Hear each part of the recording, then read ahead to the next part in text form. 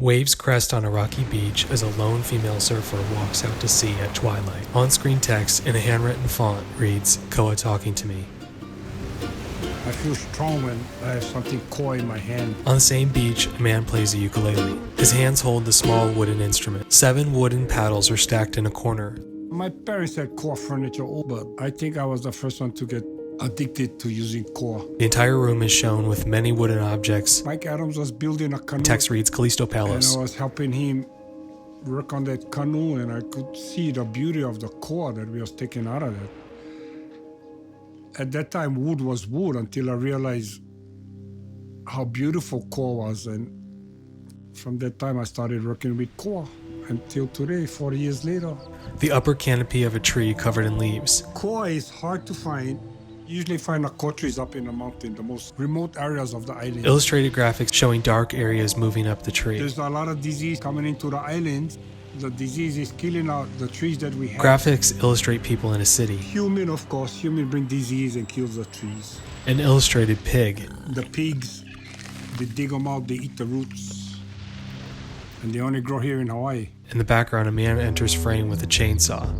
When I look at a koa tree, the hairs on my neck stands up. If the tree is still alive, I won't use A it. fallen branch of wood. Multiple angles of machinery cutting away at the wood. I'm bringing it back alive. Koa, it's so hard to get, it's so rare. I want to save as much as I can. The table saw splits through a narrow board. Using ancient tools, pounding, all that stuff coming out of there is wasted. Instead of pounding, you can just cut, and whatever you cut, you can use that for something else. We gotta be conservative here. We're running out of trees here. So with the scraps, we make earrings, yo-yos, tops, jewelry boxes. So I need to use the modern tools. We have our own Hawaiian paddles, Koa Hawaiian paddles. We used that till 1978, and that became obsolete because the Tahitians came down with a teardrop design. 2 different paddles are drawn on screen. One with a teardrop shape is labeled Tahitian. So our Hawaiian paddles went out of circulation. Callisto sands the edge of Hawaiian paddle. You can use these paddles if you're not in competition, but if we're in competition, we'll probably die out using these paddles. You need a smaller, lighter paddles because you cannot keep up. We want to keep our culture going. We need to use these paddles from way back in the 70s. The film's main character wipes down the completed paddle. He uses a liquid that makes the wood appear glassy and emphasizes the wood's grain. Popping up from under the surface of the water, the audience sees a modern canoe. I feel strong when I have something Koa in my hand. I feel powerful. A paddle dips into the water. Yeah. 3 team members switch the sides they're paddling on. The koa tree is where we get our mana from. Our mana is our power. The mana from those paddles, the mana that paddle was putting into their body, it's like it's talking to me.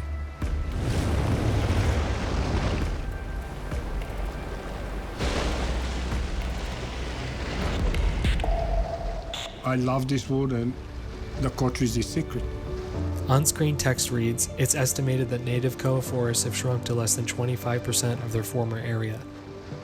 The remaining koa forests in Haleakala National Park serve as a last haven for many rare and endangered species. End of text. The crew of 5 join another boat as they paddle into the sunrise. The sky is blue, with small pink clouds reflecting in the calm water. Callisto places the paddle gently in the corner with stacks of other paddles. Back at his koa room, the paddles set alone as he exits the room. On-screen text reads, "Learn more at nps.gov/HALE."